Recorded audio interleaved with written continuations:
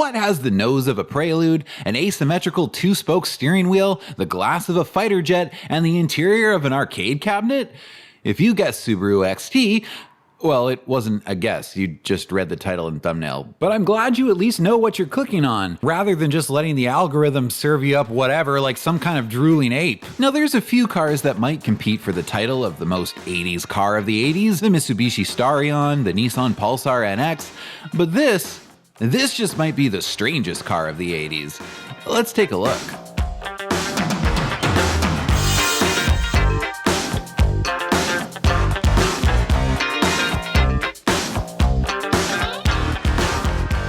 In the 1980s, Subaru was known for leading the charge on economical four-wheel drive passenger cars. And while they were not a mainstream brand, nor did they have a particularly well-established dealership network or high market share, they did have a good reputation for making utilitarian economy cars. After all, their slogan in America at the time was inexpensive and built to stay that way. What Subaru didn't have was any sort of sports car, and that's sort of what the XT is. In the 80s, Subaru of America president Harvey Lamb finally convinced his bosses in Japan that they needed a sports flagship for the US market. So while the XT would be sold elsewhere too, it really was designed for the American market. It was also designed to be everything you would expect from a Subaru, yet somehow at the same time, also be everything you would not expect. Going on sale for the 1985 model year, let's start with the styling. Now I mentioned that the front end looks like a Prelude, but that's not quite accurate to say. This front end shape will remind most people of the much more well-known third-gen Prelude, but that car didn't come out until 1987. This was an 85 car, so perhaps we have to say the Prelude front end looks like this. You might know that the 88 Prelude boasts a drag coefficient of just 0.34, and one could logically expect this car to achieve a similar number. Well, despite coming out 3 years earlier, this car actually beats that Prelude, with a drag coefficient of just 0.29, making it the most aerodynamic car sold in America at the time. How did the XT achieve such a number? Well, it's a wedge shape. Oh, I know, we call every aerodynamic car from the 80s a wedge, but this one literally is. Like, it's a straight up door wedge. The back of the car is literally just a square box. No attempt appears to have been made to round it for aesthetic purposes. It kind of reminds me of the back of a first-gen 200SX if it was rendered with N64 graphics that can't reproduce rounded edges. In addition to that, even the wheel covers and door handles are flat to ensure smooth airflow. These flush door handles I actually think are kind of cool. I don't think I've seen this on a car before, and this is a very simple, functional way to do it. I hate the flush door handles they're putting on modern vehicles these days, like where you have to press a button or swipe your credit card key and then they pop open. But if your battery's dead, they don't work, so I guess you're stranded.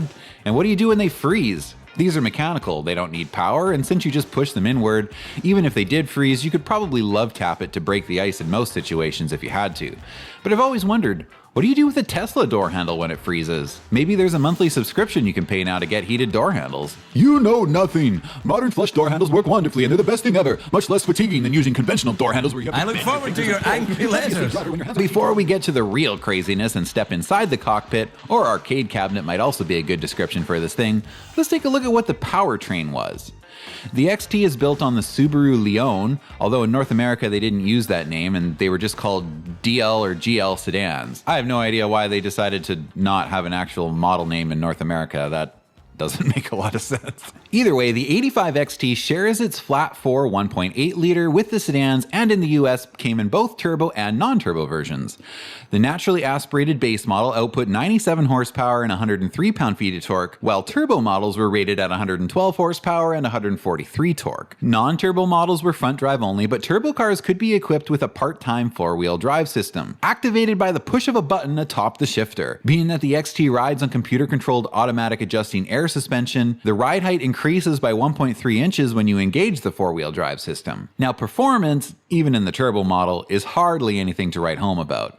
In fact, most reviews rate it as not even very good. Any other of the Japanese front-wheel drive sports cars will significantly outperform this, including an 85 Prelude, which costs thousands less. But those cars don't come with on-demand four-wheel drive for when the conditions get tough or the road turns to dirt. Well, at least until the Celica Alltrack comes to America for 1988. 1988, I would argue the Subaru XT becomes kind of obsolete at that point. But for 1985 at least. If you want a similar on-demand four-wheel drive system from either Honda or Toyota, you'll need to either get a Civic or Tercel wagon, and the XT should at least be able to outdo one of those on curvy back roads. Some period reviews do mention, however, that the XT is actually a pretty good road trip car, provided there's no more than two of you. Since the front seats are comfortable, it has enough power and handles well enough for most normal driving, and the intense aerodynamics mean wind noise is very low.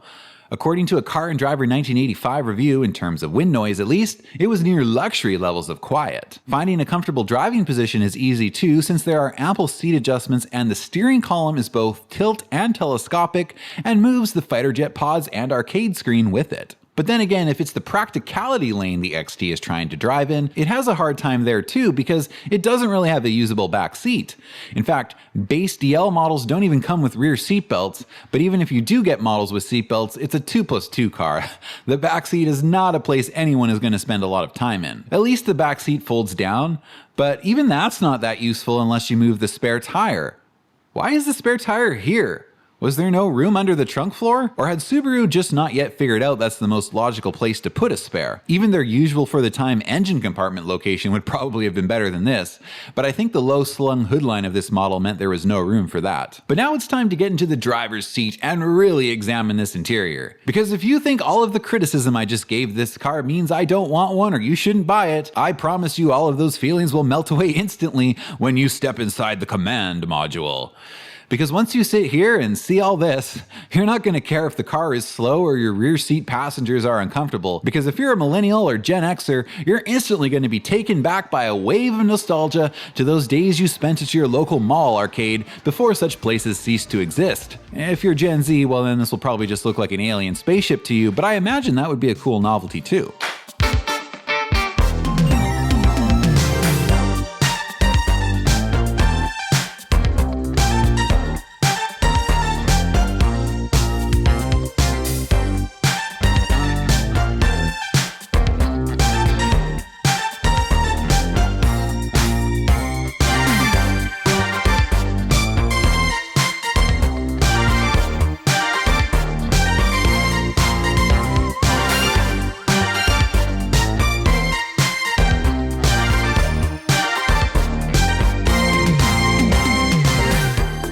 Where do I even start with this? I guess I'll start with what's right in front of you, the steering wheel. Now we've all seen 2-spoke steering wheels before, but they're usually at 4 and 8, maybe 3 and 9, but 3 and 6/30? Don't think I've ever seen that one before. There is a beefy steering wheel grip on the left side since there's no spoke there, but you don't need one on the right side. It's just really weird to see an asymmetrical steering wheel like this. But seriously, this interior is set up like a racing or fighter jet arcade cabinet. And I don't just mean the digital cluster, which I'll get to in a second. Look at the shifter.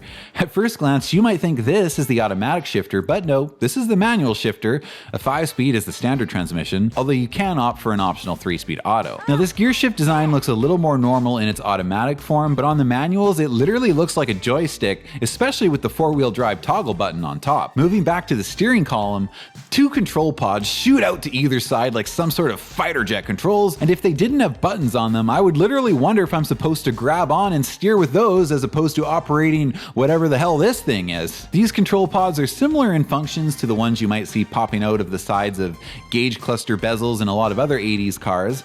They house the push button controls for the lights, cruise control, rear defroster, and on the right side your wipers and some of the climate controls. But if you want to actually change the fan speed or temperature, well, those are sliders positioned a mile away in the center console next to the e-brake. You'll need to operate those by feel while you're driving. All but base models come with power steering, power door locks, and power windows, and even the power window switches are in an odd place. Even though there's plenty of room to put the actual switches here, where they put a label so people could actually find them, they are inexplicably mounted on the side. I don't...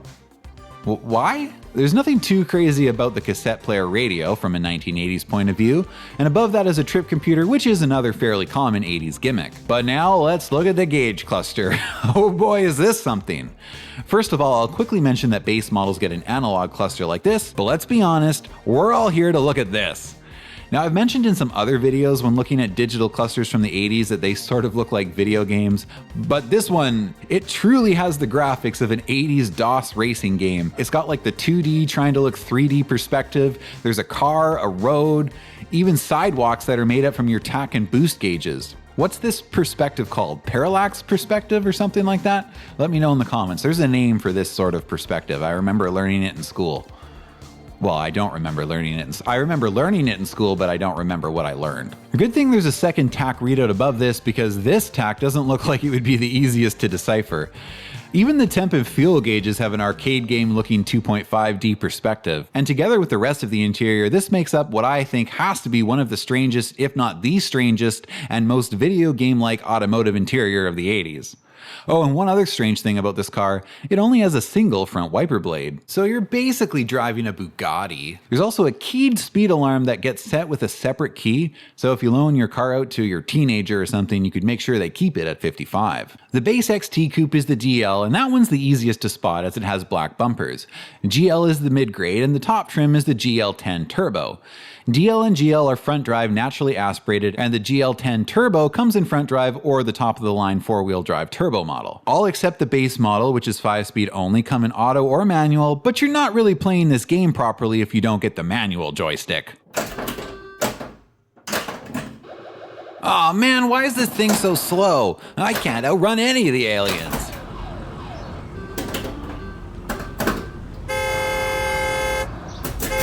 A refresh comes as a mid-year update for 1987.5, which extends the on-demand 4-wheel drive system availability to the naturally aspirated GL model, and other changes include moving the power window switches to the proper orientation on the door panel, a cool graphic EQ on upper models, and not so cool motorized seatbelts. There are updated seat fabrics, and the rear seat gives the illusion of being somewhat usable now, but it's not any better than before. The vehicle's dimensions haven't changed or anything, it's still a 2+2, so good luck getting back there and good luck getting comfortable. As far as the exterior goes, the front end gets a new bumper, but it doesn't look all too different. On the back, the reverse lights are moved up off the bumper and onto this center panel. It's still one strange looking car, but strange in a cool way, I think. For the 1988 model year, there's a new 6-cylinder powertrain available as the new top model.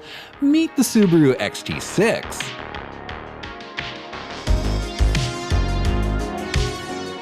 While the 4-cylinder turbo carries on for 88 in other markets, the 6-cylinder XT6 replaces the turbo model in North America.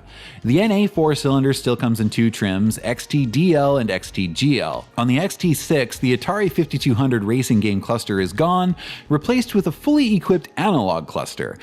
You know who was very happy about that. The digital gimmicks of yore are gone. It's analog now. Thank you, Subaru. GL models were now using the analog cluster as well. In true Subaru fashion, the new 6-cylinder is a flat 6 based on the EA flat 4. This one, designated as the ER27, is a 2.7 liter rated at 145 horsepower and 156 pound-feet of torque. The XT6 gets disc brakes in all 4 corners, and to accommodate the heavier engine, Subaru has reworked the suspension on the XT6 and added a new power steering system. The XT6's 25% increase in power over the XT Turbo helps it achieve a 0 to 60 time now in the single-digit range, barely, and while performance is improved, MotorWeek noted that the new power steering system could not keep up with quick inputs. The new power steering system, by the way, is often called a cybrid system, which is a contraction of cybernating and hybrid, because this new system is a computer-controlled hybrid mix of hydraulics and electronics. The optional 4-wheel drive on the XT6 is different now. No longer is it an on-demand system engaged by the flick of a button, it's now a full-time all-wheel drive system which sends power to all 4 wheels all of the time. But the way it works is actually a little different depending on which transmission you choose. Those choosing to shift their own gears get a center differential that equally distributes torque to the front and rear axles, and there's a lock button for the center diff on the dash for when conditions get really slippery. The automatic version has no center diff, and instead computer-controlled hydraulic clutches vary the amount of power sent to the rear wheels. Under normal, dry driving conditions, 95% of the power stays up front, but sensors in the front and rear drive shafts detect speed differences clearances when slippage occurs, and can signal the computer to send up to half the power to the rear. The optional four-wheel drive system on the XT GL is still the old on-demand system if you get the manual, but the Auto GL uses the same system as the Auto XT6. The base 4-cylinder DL model is dropped for 1989, and by its final 1991 model year, the all-wheel drive, four-wheel drive GL models are eliminated, leaving just a front-drive 4-cylinder GL model and then the two XT6 models. I'm not quite sure if this change occurred in 1990 or 1991, as I couldn't find any 1990 model-specific information or print material on this car. In fact, finding any information on this car was pretty difficult. The XT didn't really sell that well for Subaru or do much to increase their market share. Just shy of 100,000 of them were produced for the entire world during its 7-year run. That's honestly not surprising. I mean, it is cool, especially when we look back at it through nostalgic glasses from the dystopian future of 2026, where every car is a computer-controlled, internet-connected, automated appliance that's built to fail. But I can imagine most people back in 1985 being like, what the hell is this? And who was it for, really? Even the XT6 still doesn't perform nearly well enough for most enthusiasts, and it wasn't cheap enough to be an economy car. And for the more utilitarian, practical Subaru driver who would have appreciated the four-wheel drive system and many of its unique quirks, they might also have appreciated a usable back seat. The XT seems to be straddling a weird cross-section of sports cars and all-weather cars where I don't think a lot of buyers reside. But let me know what you think. Would you drive one of these? I thought we agreed you'd buy a Subaru. But Dad, I did. The new Subaru.